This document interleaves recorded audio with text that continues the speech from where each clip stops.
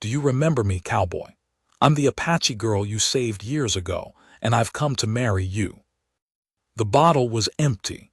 I knew it before I picked it up, but I picked it up anyway, the way a man will check a pocket he already knows is empty. Force of habit. Maybe something worse than habit. Outside, the wind was doing what wind does in the New Mexico high country in late October. Not howling, just pressing, steady and cold, finding every gap in the log walls I'd never gotten around to chinking. The candle on the table had been burning since sundown, and it was down to a nub. I watched it. Didn't have much else to do. I'd been in that cabin 9 months. Rode in the previous January with a lame horse, a cracked rib from a fall in the Sacramentos, and about $11. The rib healed. The horse got better. The $11 did not improve. I stayed because leaving takes a reason, and I had run clean out of those. The place belonged to a man named Aldous Fry, who had died the previous autumn and left no kin anyone could locate.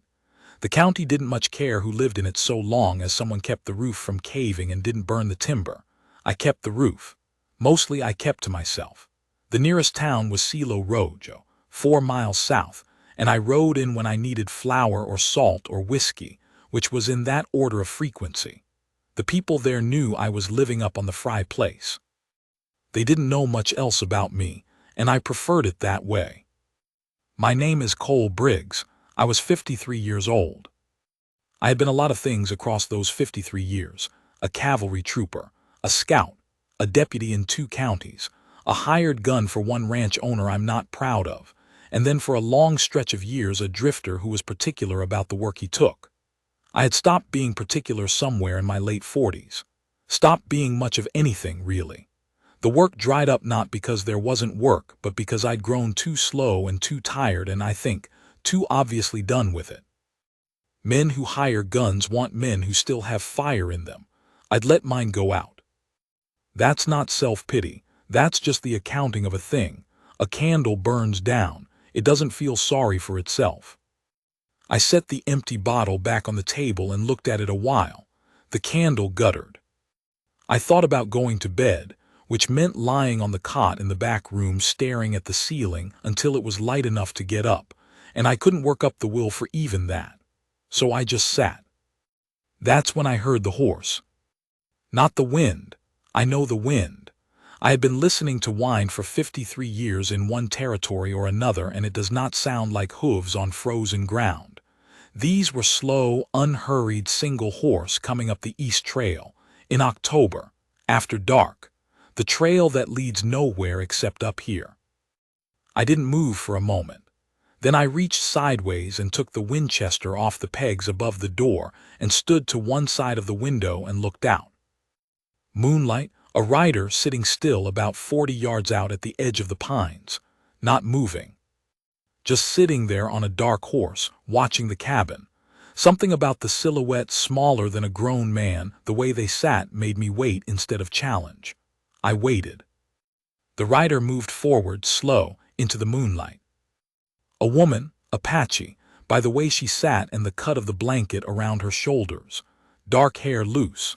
She rode without urgency, like she had all the time there was, like she had arrived exactly when she meant to. She stopped at the hitching post outside and swung down and tied the horse, and stood there looking at the door. I said through the door, "I see you." She said, "I know." I opened the door. The candle was dying behind me, so most of what I saw at first was the moon on her face and the dark of her eyes. She was looking at me the way you look at something you've been looking for a long time and have finally found. I said, "You lost?" She said, "No." I said, "You looking for someone?" She said, "Yes." I waited. She said, "You." I will tell you what I remembered and when I remembered it, because the when matters. Standing in that doorway in the first 10 seconds, I did not know her. She was a woman of around 30, maybe 32, strong-looking, not tall, a face that had been out in weather and wasn't bothered by it. She looked at me without blinking, without apology, without the sideways uncertainty most people bring when they show up unannounced at a stranger's door in the dark. I didn't know her. I stepped back and let her in because she was a woman, alone in the mountain cold, and a man doesn't leave that standing in the dark, whatever he might think about it. She came in, looked around the cabin once, the empty bottle, the dying candle, the Winchester I'd leaned back against the wall, and looked back at me without expression. I lit the second candle, put wood on the fire, got the coffee going because I had coffee and nothing else worth offering. She sat down at the table and unwrapped the blanket from her shoulders and folded it across her knees. Underneath she wore a wool shirt, dark, and canvas trousers with good boots. She had a knife on her belt, a small one, and a rolled cloth bundle she set beside her on the table. I sat across from her and I said, "You want to tell me what this is about?" She said, "Do you remember a girl, maybe 20 years ago, north of Chilarosa, a ranch that burned?" Something moved in me. Not quite a memory yet. More like the sense that a memory was close, the way you can sometimes smell rain before it comes. I said, "Keep talking." She said, 4 men. They had taken a girl from a camp. She was 12, maybe 13. They had her on a horse. They were going north, and one of them had been drinking since morning, and he was the one holding her. She said it flat, the way you say something you have said to yourself 1,000 times. There was a rider, came down off a ridge, alone. He came up on them fast before they had time to think, and he took the girl off the horse and he put himself between her and the men, and he told the men to ride, in a voice that left them no choice. The memory came, not like a thing I'd forgotten, more like a thing I'd buried under so many other things it had been pressed flat. A summer morning, the smell of greasewood and hot dust, 4 men, rough border trash, and a girl on a blue roan, roped at the wrist. I had come down that ridge fast because fast was the only way it worked, and I had my rifle up and I had spoken in the voice I kept for moments when talking had to do the work of shooting. They rode. The girl, she had looked at me with eyes that showed no fear, only a watchfulness, very still like a hawk watching. I had cut the rope, she had slid off the horse and stood there. I had asked her in the few Apache words I had if she was hurt. She had said in better English than I expected, "No." I had asked her if she could find her way back to her people. She had said, "Yes." I had nodded. She had looked at me one moment more and then she turned and walked east, and that was the end of it. I had thought about her maybe twice in 20 years. I looked at this woman across my table. I said, "That was you." She said, "That was me." I didn't say anything. She said, "I have been looking for you for 4 years." Her name was Usadra. Not her Apache name, she told me that later, but the name she used among people who couldn't manage the other. She had grown up in the mountains southeast of here, had lived some years near the reservation, had married a good man who died of a chest sickness when she was 27, and had no children, which she said without grief, just as a fact. She was 32. She had a sister near Silver City and work she did with horses, breaking them, reading them, the kind of work that is its own language. She had started looking for me 4 years back. Not urgently, she had her life to live, but steadily, the way she did everything. She had a name, Cole Briggs. She'd had it since she was 13, had asked around the camps and the trading posts until someone told her my name, and she had held on to it. When she started looking in earnest, she had a description and a general territory, which in New Mexico narrowed things somewhat but not enough. She'd crossed my trail twice and lost it. The third time, in Silo Rojo, a man at the feed store had said, "Yes, there's a fellow goes by Briggs up on the Fry place." She had ridden up that evening. I listened to all of this, and I drank my coffee, and I looked at her across the table. The fire was going and the cabin was warming up, and she had taken the blanket off her lap. I said, "Why?" She looked at me steadily. I said, "I mean 4 years, why?" She said, "Because what you did mattered. Because a person like that deserves to be found." I said, I pointed a rifle at 4 men and ran them off. It took about 10 minutes. She said, to you. She didn't say what it had been to her. She didn't need to. I understood she was not going to explain that to me, not because she was withholding it, but because some things don't translate and she knew it. I said, all right, you found me, now what? She looked at me for a moment without speaking, and then she reached into the rolled cloth bundle and set something on the table between us. It was a tobacco pouch, old, the leather worn thin and dark with a small beaded pattern on it, blue and yellow, almost entirely worn away. She said, when you cut the rope, you dropped this. I carried it since I was 12 years old. I looked at it. I had not thought about that pouch in 20 years. It had been my father's. I hadn't been sorry to lose it. We had not been on good terms, my father and I. But I looked at it sitting there on Aldous Fry's table in the candlelight and felt something I could not have named exactly. I picked it up. The leather was still supple. You could just barely see the blue and yellow in the beads. She said, I came to give it back. I said, that's a long ride for a tobacco pouch. She said without smiling, yes. I set it down. We sat there, the fire popped. Outside the wind pressed at the walls. I said, you didn't ride 4 years and 4 miles through the dark just to return a tobacco pouch. She said, no. I waited. She said, I came to see what kind of man you became. She stayed 3 days. Not in the way you might imagine it. She slept in the cabin in the back room on the cot, and I slept by the fire, which suited me fine and which she accepted without comment. In the mornings she was up before me, which I'm not accustomed to, and the coffee was already made, which I found I didn't mind. We did not talk much those first 2 days. I had gotten out of the habit of talking, and she did not seem to require it. She helped with the work without asking, the way a person does who has always worked and finds idleness uncomfortable. She went over my 2 horses with her hands the way a man goes over a gun, methodical, unhurried, not showing off, and told me the gray had a developing problem in his left front that I had not noticed, which was true, and which I felt some shame about. She fixed a section of fence I had been meaning to fix for 2 months. She cooked in the evenings, real food, with the things she'd brought in her saddlebags, and said nothing about the state of my stores, which were poor. The second evening she asked me what I did with my days. I said not much. She said, before. I said, before what? She said, before you came here and stopped. I looked at the fire. I said, scouted, worked range, some law work. I didn't mention the hired gun business. I don't know why I thought she wouldn't know a man's history when she was looking at it.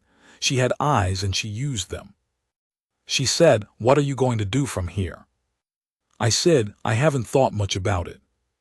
She said, I know. The way she said it, not harsh, not pitying. Just a statement of a thing she had observed in 3 days and before that had perhaps guessed from the state of this place. The empty bottle, the unfixed fence, the horse with the unnoticed hoof problem. She said, I know. And it landed in me somewhere quiet and deep, because it was true and no one had said it out loud before, no one had been close enough to say it, and hearing a true thing said plainly by someone who isn't flinching from it is its own kind of mercy. I said, I'm 53 years old. She said, yes. I said, not much future in a man who's 53 and used up. She looked at me across the fire and she said, you are not used up. I said, you don't know that. She said, I have been watching you for 3 days. I said, 3 days isn't much. She said, I have been watching you for 20 years, in the way that people watch the memory of something that kept them alive. I didn't have anything to say to that.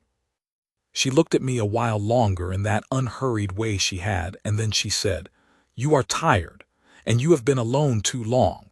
Those are not the same as used up. On the 3rd day, she was saddling her horse to leave. I came out in the cold morning and stood there while she worked, and I felt something I had not felt in a long time and didn't particularly welcome, the specific weight of dreading a thing before it happens. I said, where are you going? She said, "South, my sister." She kept working with the cinch. "And then back to my horses." I said, "Silver City." She said, "Just outside it, small place. I have a corral and a house, not much else." I stood there with my hands in my coat pockets and the cold coming off the mountain, and I looked at the pines at the edge of the clearing, and I said, "I could use the work, if you need someone who knows horses." I said it badly, not the way a man asks a question. More like the way a man throws something breakable and watches to see if it survives the landing. She turned and looked at me, full on, the way she always looked at things. She said, "I came here to ask you to come with me." I said, "You didn't say that." She said, "I was waiting to see if you would ask first." I looked at her. She said, "I did not ride 4 years to bring you back a tobacco pouch." I said, "You said you came to see what kind of man I became." She said, "I did, and I have seen. You are the kind of man I came to find." The sun was just coming over the ridge, first light hitting the frost on the ground and making it bright. She was standing there in it, her horse saddled, looking at me without apology or uncertainty, the way she'd looked at me standing in that doorway 3 nights back. Like a woman who has made a decision and is not in the habit of unmade decisions. I said, "I'm not an easy man to live with." She said, "I didn't ask you to be easy." I said, "I've got habits I'm not proud of."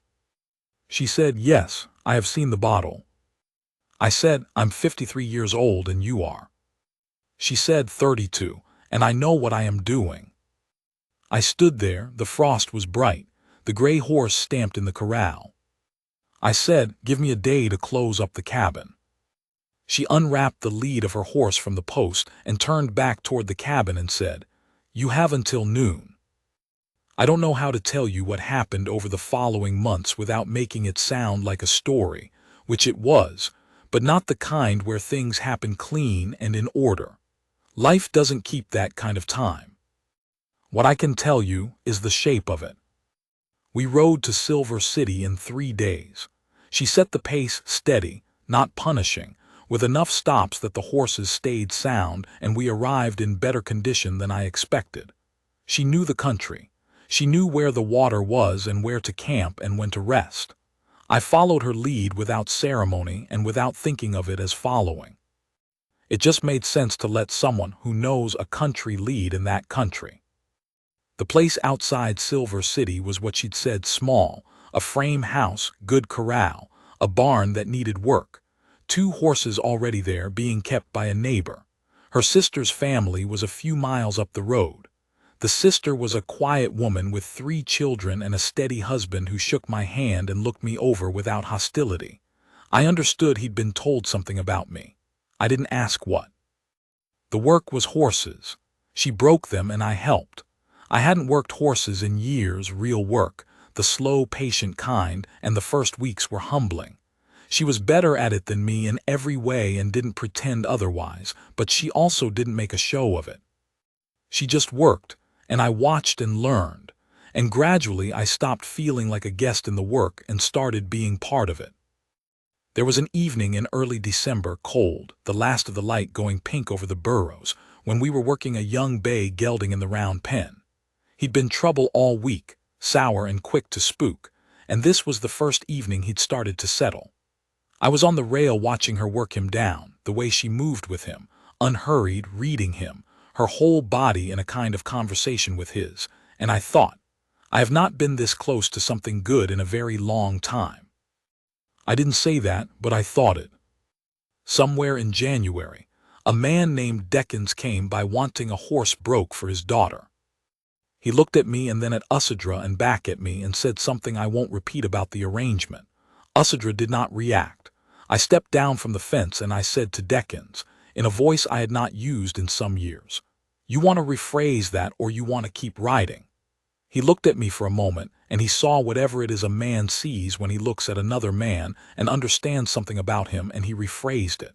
We broke his daughter's horse. He paid the full amount and didn't look sideways again. Usadra watched all of that from the corral rail. After Deckens left, she said, "You didn't have to." I said, yes, I did. She looked at me a moment and nodded once, and went back to work. That was all. But a man knows the difference between being seen and not being seen, and I was seen. We were not a conventional arrangement. We were not young. We did not move around the subject with shyness or confusion or the usual courtship ceremonies. By the time we'd been under the same roof 2 months, both of us understood what we were to each other, and there was an evening in February when she sat down beside me at the table after supper and put her hand on mine and left it there and looked at the lamp and said, "This is what I want." I said, "I know." She said, "Do you want it?" I said, "More than I know what to do with." She said, "Then you had better learn what to do with it." I turned my hand over and took hers. I had been alone, in the way I mean when I say alone, the real kind, not just solitude, for the better part of 15 years. You stop noticing a thing after long enough. Or you think you do. You think you've made some kind of peace with it. But it's not peace. It's just the particular numbness that sets in when a man gives up expecting something he has stopped believing is for him. Her hand in mine. Small and strong, the palm calloused from work, a small scar on the back of her thumb from a wire cut. I looked at it. I couldn't have told you why that mattered to me. It just did. She said, "What are you thinking?" I said that I don't deserve this. She said, "No." She said, "You did a thing 20 years ago that deserved this. You just didn't know it would take this long to arrive." I looked at her. She said, "Also, you have done many things since I came here that deserve it." I said, "Like what?" She said, "You fixed the barn." I laughed. I had not done that in a while. She looked at me with something in her face that I don't have a word for, not quite amusement, something warmer and quieter, and then she looked back at the lamp. We sat there with our hands together at that table. The wind had died outside. The horses were quiet in the corral. In March, a minister came through from Lordsburg, doing a circuit, and Usadra said, "We should do this properly." I said, "All right." She said, "Is that all you have to say?" I said, "I'm not a man who says things 3 times when he's already said them once." She was quiet a moment, and then she said, "You asked me to come with you that morning, at the cabin." I said, "I did." She said, "That was the first time." I said, "Yes." She said, "When was the second time?" I said, "February, at the table." She said, "And now?" I said, "And now?" She nodded. That was enough. The minister was a cheerful man named Holcomb, who did not ask many questions, and seemed to hold the opinion that the frontier was not the place for them. Usadra's sister and her family came. The neighbor who'd kept the horses came. It took about 20 minutes, and it was done plainly, and the whole business suited us fine. What I want to tell you, the thing I have been working toward through all of this. It's not the ceremony. It's not the barn or deckins or the bay gelding settling in the round pen. It's an evening in April. We'd had a long day. 2 horses to deliver to a ranch 12 miles out, which meant the ride there and the ride back, and the horses had not been eager, and I was 53 years old and my back knew it. We got back near sundown, got the horses put up, and I sat down on the top rail of the corral because I needed a moment before I could make myself move again. Usadra came and stood beside me. She had her arms crossed against the cold. She looked out at the mountains going dark in the west. She said, "Are you all right?" I said, "I'll do." She said, "You are better than you were in October." I said, "I didn't have much to be." She turned and looked at me. In the last of the light, the pink going out of the sky, I could see her face very clearly. She put one hand on the side of my face. Her palm was warm. She held it there, and she looked at me with those dark eyes in which there has never once been anything hidden. She said, "You had everything you needed to be. You only needed someone to stay." I put my hand over hers, held it there against my cheek. The mountains went gray and then blue and then dark. The first stars came. Neither one of us moved for a while. "This woman," 32 years old and steady as stone, who had carried a worn tobacco pouch since she was 12 years old, who had ridden 4 years through 3 territories to find a man she'd seen for 10 minutes as a girl and never forgot, who had looked at a broken-down 53-year-old drifter sitting in a cold cabin with an empty bottle and said, not in words, because words weren't her way, but said nonetheless, "You are not finished.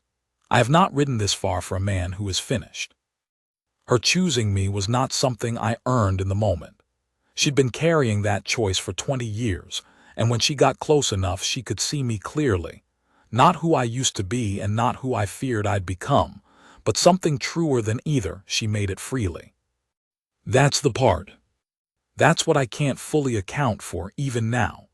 A good woman who looked at me without the charity of lowered expectations, without making a project of me, without needing me to be something other than what I was and still chose.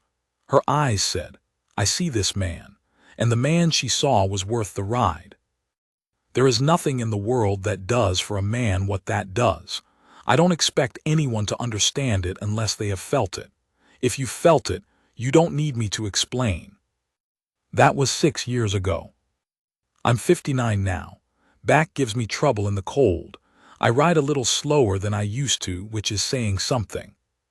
The horse operation is larger than it was, 3 full hands and a reputation across 2 counties, which is mostly her work, and partly the word Deckens put out after we fixed what had been done wrong with his daughter's horse, and which I will credit to both of us because she keeps the horses and I keep the trouble away, and there has not been much trouble, which is the best way.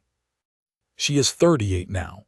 She is exactly who she was the night she rode out of the pines and stopped at my gate.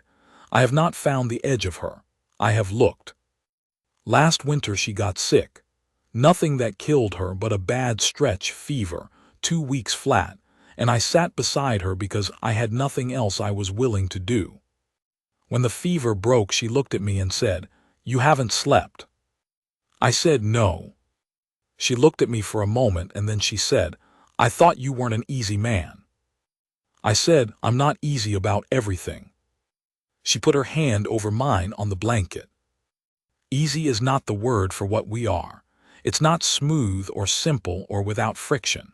She has a will like a steel cable, and so do I, and we have pulled against each other more than once and likely will again. That's not the thing. The thing is this. I know to my bones that this woman is not here because she has nowhere else to go or no other choice. She had choices. She chose this. She chose me with her eyes open, knowing exactly what she was looking at. That tobacco pouch is on the shelf above the fireplace. I can see it from where I'm sitting now. The beads are almost entirely gone. The leather is dark. She is in the corral. I can hear her voice, low and even, talking to a young horse she's been working this week. That voice. I have heard it every day for 6 years, and I will hear it the rest of my life, and I am still not tired of it. 53 years old in a cold cabin with an empty bottle, and I thought I understood what I was. I was wrong. This is what I am.